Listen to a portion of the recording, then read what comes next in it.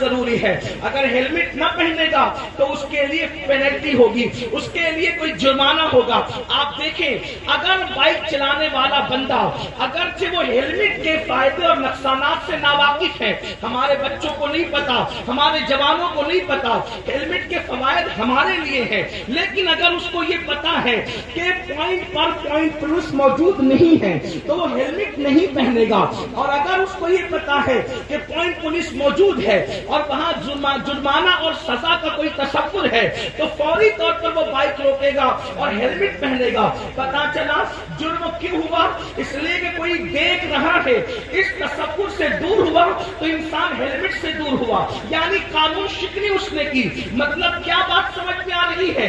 ایک بیٹا اگر سگریٹ پی رہا ہے تو اس کو یہ سمجھ میں آ رہا ہے ابا نہیں دیکھ رہے ہیں اس لیے تو وہ سگریٹ پی رہا ہے, خود سگریٹ پی رہا تھا, ابا چلے آئے, ابھی جائز اور ناجائز کی بات نہیں کرتا, فوری طور پر ہاتھ پیچھے کرے گا اور جلدی سے پھینک دے گا.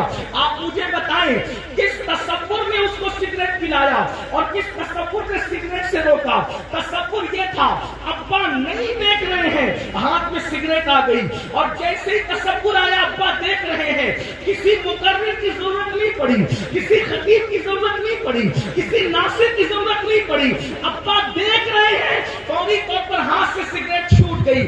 پتا کیا چلا؟ کوئی موظف دیکھ رہا ہے, یہ تصور استاد دیکھ رہا ہے, کلاس روم کے اندر شرارت نہیں ہوتی, پوائنٹ پولیس دیکھ رہا ہے, قانون شکنی نہیں ہوتی, ابا دیکھ رہے ہیں, انسان سگریٹ نہیں پیتا تو دنیا میں گناہ کیوں عام ہو رہے ہیں؟ یاد رکھنا دنیا کے اندر لوگوں نے سائنس کے نام پہ ترقی کی, ٹیکنالوجی کے نام پہ ترقی کی, لوگوں نے اللہ اکبر انسان کے دل کو سینہ چیر کر کے باہر نکال کر بائی پاس کا آپریشن کر دیا. انسان نے بے ہوش کرنے کی دوائیاں تو نکالی, بے ہوشوں کو ہوش میں لانے کی دوائیاں تو نکالی, انسان نے روبوٹ تو بنایا, انسان نے بہت کچھ کیا, مصنوعی بارش انسان نے پیدا کر لی اور برسانے کی کوشش کی, اس میں کچھ حد تک کامیاب بھی ہوئے, انسان نے بہت کچھ کیا. لیکن ایک بات آپ سے عرض کروں, کسی ٹیکنالوجی میں, کسی سائنس میں, کسی انسان میں, کسی مذہب کے پاس کبھی گناہ کا علاج نہیں ہے. کوئی ایسی ٹیبلٹ ابھی تک پیدا نہیں ہوئی کہ یہ کھا لو تو انسان گناہ سے رک جائے, کوئی ایسا سرپ پیدا نہیں ہوا اس کا استعمال کرو تو گناہ سے رک جائے.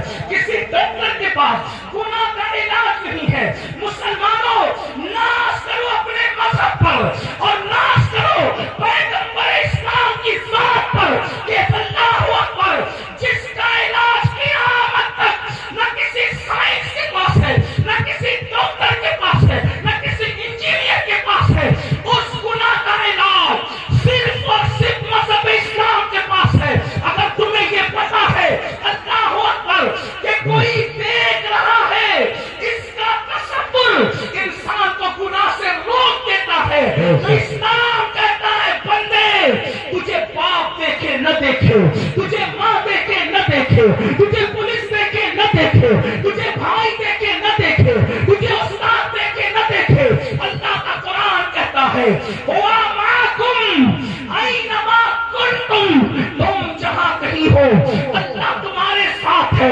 کتنا ساتھ ہے, کہاں ساتھ ہے؟ جہاں تمہارا سایہ بھی ساتھ نہیں جا سکتا اس سے زیادہ قریب خدا کے ساتھ ہے. فرمایا جا رہا ہے نحن اقرب الیہ من حبل الورید, تیرا خدا تیری جان سے زیادہ قریب ہے, تیری شہرت سے زیادہ قریب ہے.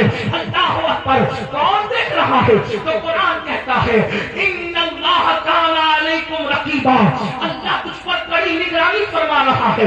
مطلب کیا؟ اللہ اکبر, ہر وقت خدا ہمیں دیکھ رہا ہے.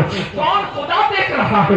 کون رب دیکھ رہا ہے؟ وہ اللہ جس نے نبیوں کو نبوت عطا کی, کون اللہ جس نے رسولوں کو رسالت عطا کی, کون اللہ جس نے کن کہہ کر اتنا بڑا آسمان پیدا کیا. چیلنج ہے بڑے بڑے انجینئروں کو کہ چھوٹی سی چھت بناتے ہیں تو کتنے پیلر لگاتے ہیں. یہ میرا اللہ ہے, بغیر پیلر کے آسمان کو اس نے بلند کر دیا ہے. یہ میرا اللہ ہے جس نے شفق کا جلال پیدا کیا. یہ میرا اللہ ہے جس نے افق کی سرخیاں پیدا کی. یہ میرا اللہ ہے جس نے ستاروں کی انجمن بنائی، یہ میرا اللہ ہے جس نے زمین کا بچھونا بچھایا، یہ میرا اللہ ہے جو بارش کو برساتا ہے۔ بارش برستی ہے تو دھار کی شکل میں نہیں برستی، جبکہ فطرت ہے کہ جب پانی اوپر سے نیچے